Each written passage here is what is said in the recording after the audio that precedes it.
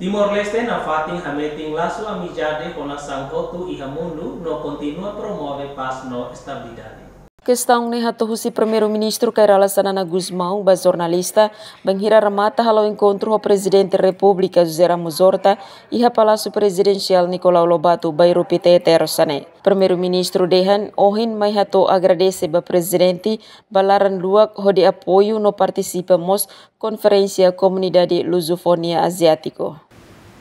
Oi mãe, o presidente agradece ao presidente para a lua que pode apoiar no participamos e a Conferência Comunidades Luso-Asiáticas de Halal durante uma lua. É muito contente, estou contente para um filho de Natal, mas e da cultura. Sefi governo hateten primeiro-ministro português hakerek surat ida mai Timor-Leste hodi congratula. Depois outro, ministro negócio estrangeiro Portugal Mosdehan evento Conferência Comunidade Lusofonia Asiático ne tinan seluk bahalo iha Portugal.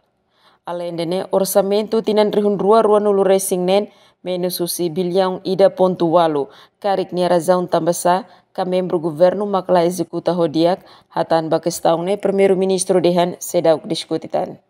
Emerenciana Pinto, STL News.